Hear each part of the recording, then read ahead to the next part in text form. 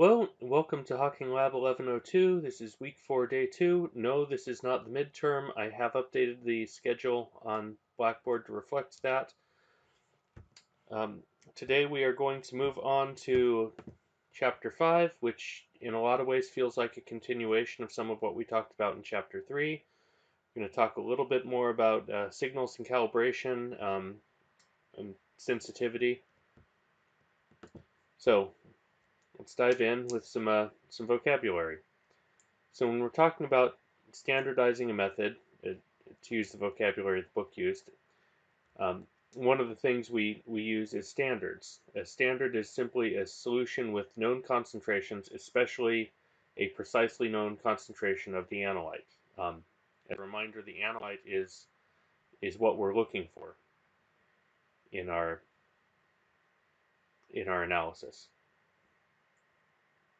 There's a few different types of standards. Very broadly, there's primary standards and secondary standards. Primary standards have a known concentration and purity.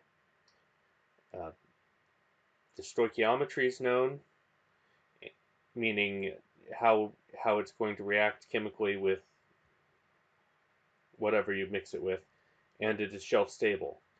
A secondary standard is something that can be used as a standard but doesn't meet the criteria for a primary standard. So when they're used, they have to be used relative to a primary standard. You've got to check it first. So sodium hydroxide, as they talk about in the book, is a great example. Most standard grades you buy have slight amounts of contamination, and they can pick up, it absorbs water out of the air. As an example, and to a chance to stress lab cleanliness a little bit at the same time, I had students in a lab mixing sodium hydroxide samples long ago, and they did not clean up the balance very well after themselves. The sodium hydroxide we were using came in little pellets, maybe a half centimeter by a quarter centimeter, bean-sized pellets. They'd left one of those sitting on it had fallen off the balance plate and was just sitting on the balance, and it absorbed enough liquid out of the air that it kind of melted, and then because it is corrosive, it ate the leveling bubble on the balance, and so we couldn't level that balance anymore because of that. So clean up after yourselves because it can damage the equipment, but also sodium hydroxide will pick up water out of the air, and that, as it picks up water, that changes your weight measurement. So it's a little hard to get a precise weight with this much, which is exactly some amount of sodium hydroxide, because it could be some amounts of sodium hydroxide and a little bit of water as well. So if you're going to use that as a standard, you have to check the strength of your sodium hydroxide solution against something that's primary standard.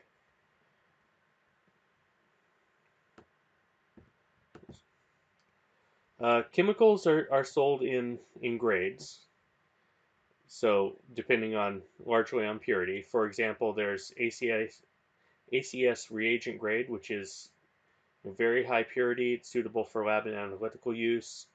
USP, it's pure enough for food, drug, and medicinal use.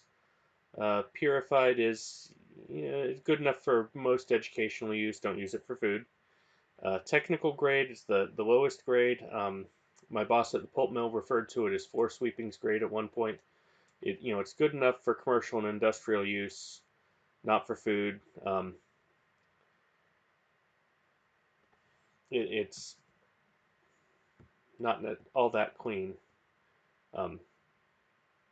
So there's some handy guides I've provided links for here in the slides. So let me pull one of those up. There's one, PDF. There it is.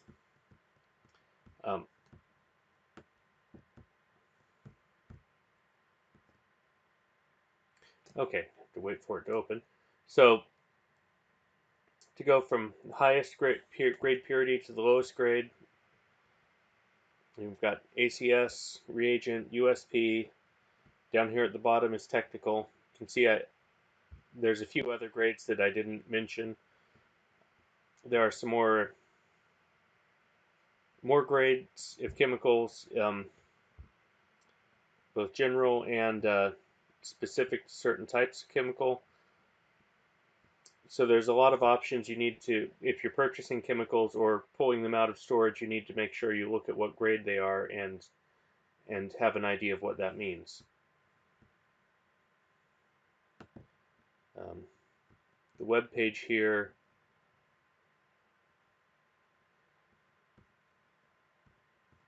has a lot of the same information.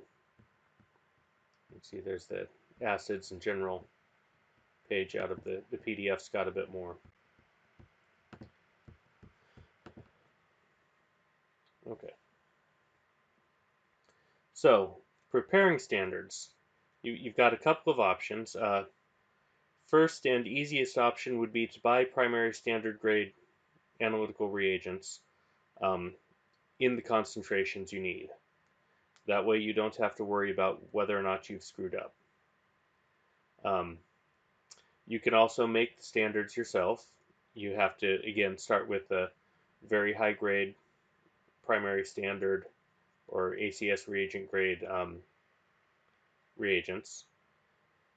If you're making a series of standards with different concentrations, you've got a couple choices. If your range of concentrations is only 1 or 2 orders of magnitude, an order of magnitude is the difference of adding 1 0. So 10 and 100 are 1 order of magnitude different. 1 and 100 is 2 orders of magnitude difference. 1 and 1,000 is 3 orders of magnitude. So if I'm making something that's 1 or 2 orders of magnitude is my range that I'm making my chemicals in, I can go ahead and make them independently. If I'm going over 3 orders of magnitude, I'm probably going to want to do serial dilutions. So if you think about that homework problem from, I think it was 2 weeks ago, where you had a concentrated solution and you withdrew some amount and made a more dilute solution and then withdrew some of that and made a more dilute solution, that's a serial dilution. The homework problem that's being assigned today is also a serial dilution problem. Okay, calibration. You know, as we learned in chapter 3, calibration is finding that proportionality constant in the signal equals proportionality times amount of chemical. So that's in very broad terms what we're doing with calibration.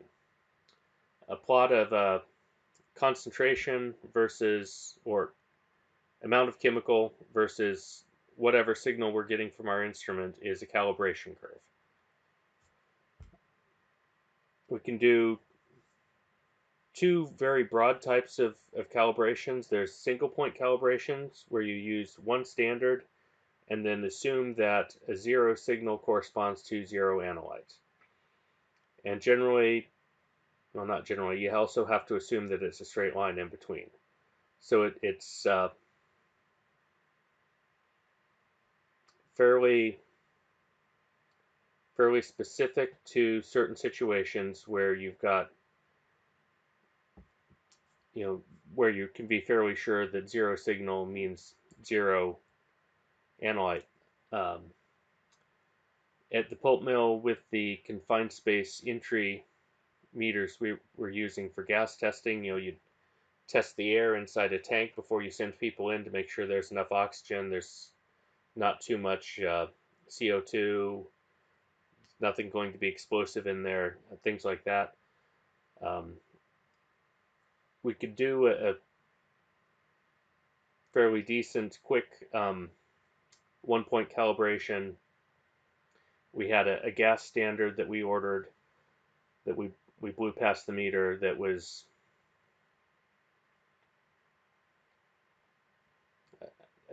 I think it was the same oxygen concentration you'd have in air, and then assumed nothing for 0.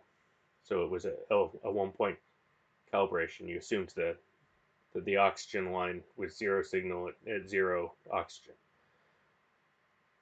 You can also do a multi-point calibration. It's a minimum of 3 points. You'd get 3 different concentrations of your analyte and draw a line. More points tend to be better, unless unless you're sure it's fairly linear. The more points you have, the more chance you have of seeing whatever curve there might be in the line.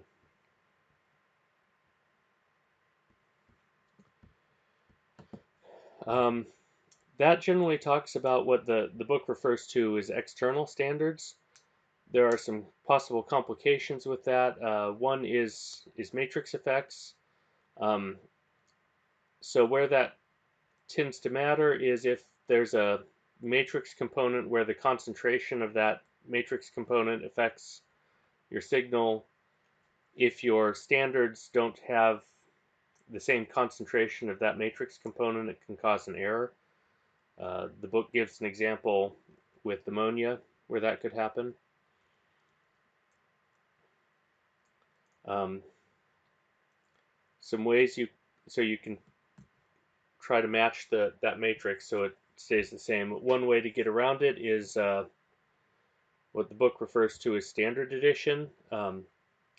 So in the simplest way, you can take a sample, split it into 2 vials, dilute it, add a small amount of standard to one of the diluted samples, measure both. You can do a little bit of algebra to figure out what the calibration and concentration is based on basically 2 identical samples where you've added a known amount of extra analyte to one. It can be done with multiple splits. I could take that sample and split it into 4 or 5 vials, dilute it, and add different amounts of the standard to each, so I have a known set of different concentrations and build a curve out of that. As we mentioned in Chapter 3, one of the things you have to watch out for when you're doing something like that is adding too much analyte and saturating your instrument and messing things up until you can get it cleaned out of your instrument. Last thing the book talks about is internal standards. Basically, you're adding a new species to the samples, and using the ratio of the sensitivity for the new species to the analyte sensitivity to do the calibration. And again, you can do single or multiple addition versions. I do not know personally how common any of these are. In talking with my wife the other day about analytical chemistry and spikes and calibrations,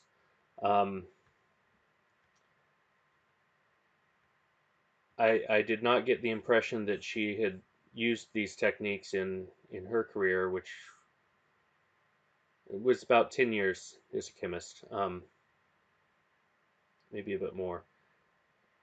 So that these are going to be somewhat specialized techniques that are situational, not something you'll need for every sample or every technique you're using. It's good to be aware of them and to understand that they may be necessary. So it's something to keep in the back of your mind, and it's like a specialty tool for something. You may need it, you may not. When you need it, you'll need it, and hopefully you'll know. But be aware that these exist. That's pretty much what I have for new material today. Hopefully I will see you all in class this evening. Thank you.